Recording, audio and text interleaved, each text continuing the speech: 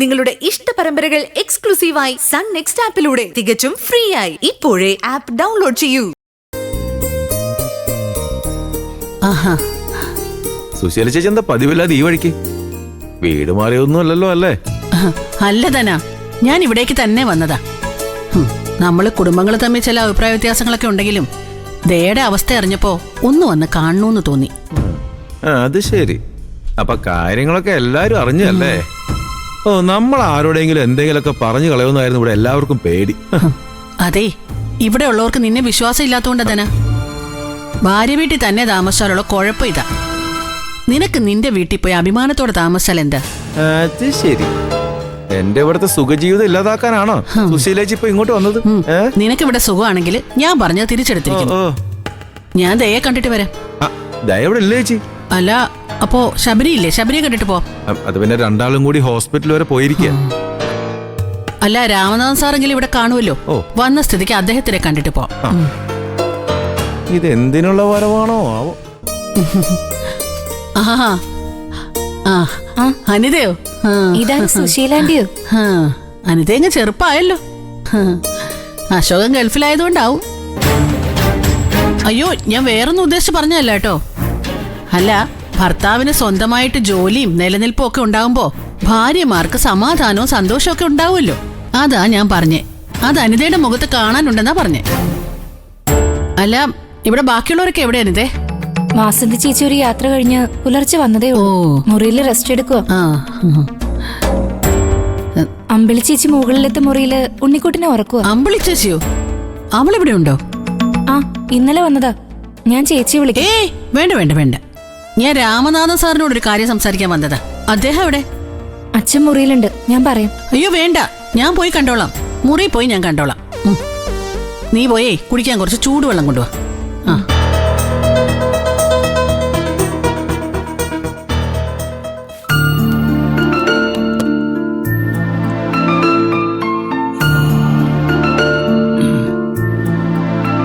രാമനാഥൻ സാറേ, എനിക്കങ്ങോട്ട് വരാവോ? പിന്നെ ആരാ ഇത്?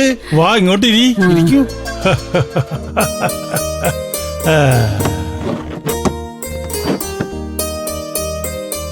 ഇങ്ങോട്ടുള്ള വഴിയൊക്കെ അറിയോ സുശീലയ്ക്ക്? എല്ലാവർക്കും അവരുടേതായ ഓരോരോ പ്രശ്നങ്ങളില്ലേ രാമനാഥൻ സാറേ. പിന്നെ ഇതുപോലെ എന്തെങ്കിലും ഒരു അത്യാഹിതം ഉണ്ടാവുമ്പോഴല്ലേ പരസ്പരം പോയി കാണാനും സംസാരിക്കാനും സമാധാനിപ്പിക്കാനും ഒക്കെ പറ്റുള്ളൂ. അത്യാഹിതം? സുശീലയ്ക്ക് എന്താ അത്യാഹിതം ഉണ്ടായത്? അയ്യോ, എനിക്കല്ല അത്യാഹിതം ഉണ്ടായത്. ഞാനിവിടുത്തെ ദയയുടെ കാര്യം അറിഞ്ഞിട്ട് വന്നാണേ. ഓ, അപ്പോ എല്ലാം സുശീല അറിഞ്ഞു അല്ലേ? ഞാനിപ്പോ അനുപമയുടെ കൂടെ അല്ലേ താമസം.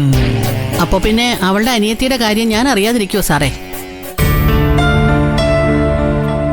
ദയക്കിപ്പോ വലിയ കുഴപ്പമൊന്നുമില്ല സുശീലേ. അവൾ ആ തറവാട്ടി പോയി താമസിച്ചപ്പോ എന്തോ ബാധ കൂടിയതാ.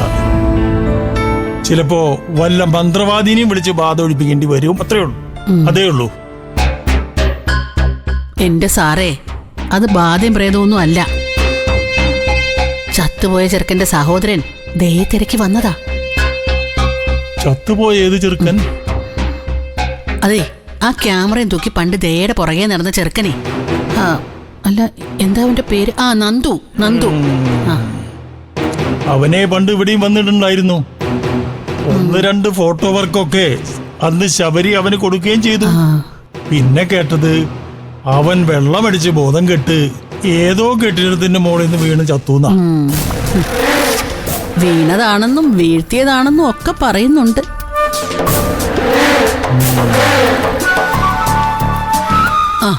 അത് പോട്ടെ, സാറിന് ആളെ പിടികിട്ടിയല്ലോ. ദുർമരണം സംഭവിച്ച് ഗതി കിട്ടാതെ അലയുന്ന അവന്റെ ആത്മാവ് തന്നോട് പ്രതികാരം ചെയ്യാൻ വന്നിരിക്കുകയാണെന്ന് ആ ദയക്ക് തോന്നുന്നു സാറേ. അതിന്റെ ഭയ അവൾക്ക്. എന്തിനാ സുശീലാമ്മയെ ദയക്ക് അങ്ങനെ ഒരു ഭയം? അവൾ കാരണമാണോ അവൻ മരിച്ചത്? അല്ല, അതിപ്പോ ആണെന്നും പറയാം അല്ലെന്നും പറയാം. ഒന്നും അല്ലെങ്കിലും പണ്ടേ അവരുടെ രജിസ്റ്റർ മാരേജ് കഴിഞ്ഞതായിരുന്നല്ലോ.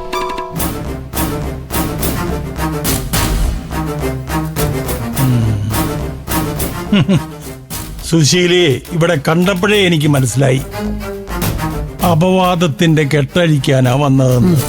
പക്ഷെ ഞാന് ഇത്ര അങ്ങോട്ട് പ്രതീക്ഷിച്ചില്ല.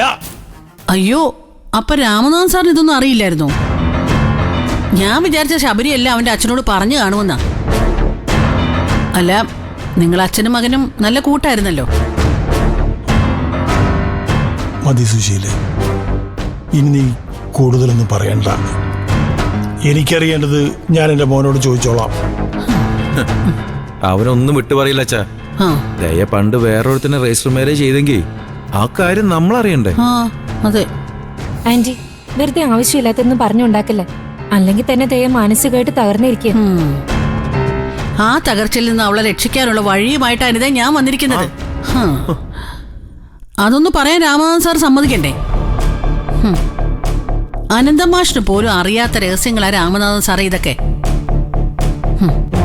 പ്രായത്തിന്റെ എടുത്തുചാട്ടത്തിലേ ദയക്ക് പറ്റിപ്പോയ ചില അബദ്ധങ്ങളായിരിക്കും.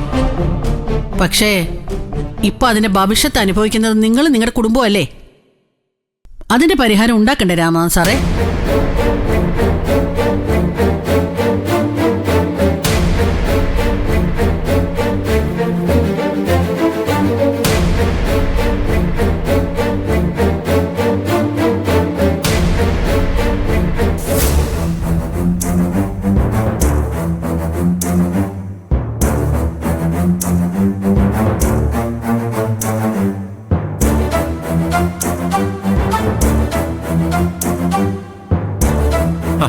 സുശീല ചേച്ചിക്ക് അറിയാവുന്ന കാര്യങ്ങളൊക്കെ അങ്ങ് വിശദമായിട്ട് പറഞ്ഞു കൊടുക്ക്. ആ അച്ഛനത് കേട്ടോളന്നേ.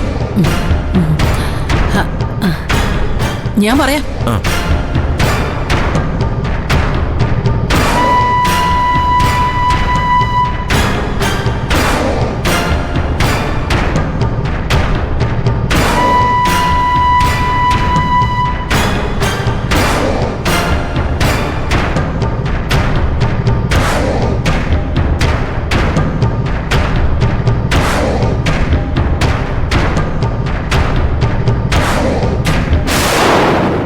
ദയ പ്രേതമാണെന്ന് കരുതി പേടിക്കുന്നതേ ഈ ചത്തുപോയ അവന്റെ അനിയനെയാ.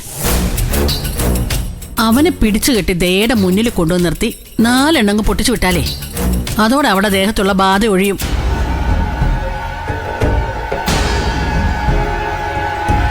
പക്ഷേ അവൻ എന്തുദ്ദേശത്തിലാ വന്നിരിക്കുന്നതെന്നും കൂടി നമുക്കറിയണ്ടേ?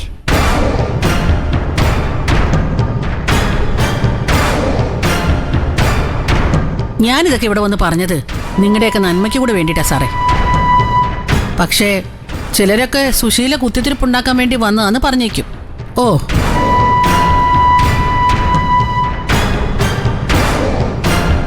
ഞാനതൊന്നും കാര്യമാക്കുന്നില്ല. എന്റെ മനസാക്ഷിക്ക് ശരിയെന്ന് തോന്നിയത് ഞാൻ ചെയ്തു.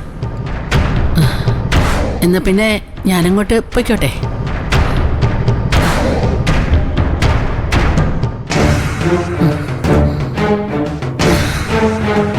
ശരി.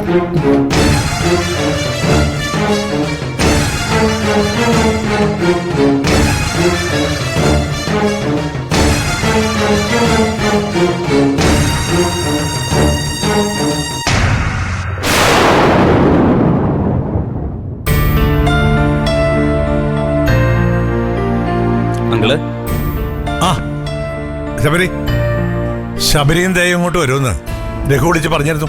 ആ ശബരി, ദയ മോളെ, എങ്ങനെയുണ്ട് ശബരിയുടെ വീട്ടിലുള്ള പുതിയ താമസം? പ്രത്യേകിച്ച് എന്തു പറയാൻ അങ്കിൾ, കല്യാണം കഴിഞ്ഞ മുതൽ ഞാൻ ശബരിയേട്ടന്റെ വീട്ടിലല്ലേ താമസം. അതെ അതെ, എന്നാലും ഇടയ്ക്കൊക്കെ ഒരു ബ്രേക്ക് വന്നല്ലോ, അതുകൊണ്ട് ചോദിച്ചതാ. ഇതിപ്പോ എവിടെ പോയാലും എന്റെ സ്വസ്ഥത കളയാൻ എന്തെങ്കിലുമൊക്കെ ഉണ്ടാവും അങ്കിൾ. അതിപ്പോ ശബരിയേട്ടന്റെ വീട്ടിലും ഉണ്ട്. അത് രഘു പറഞ്ഞു. ഈ ആത്മാവിനെയും പ്രയത്തിനൊന്നും പട്ടാപ്പകല് ആർക്കും കാണാൻ പറ്റില്ല മോളെ. അതൊക്കെ മോളുടെ വെറും തോന്നലാണ്.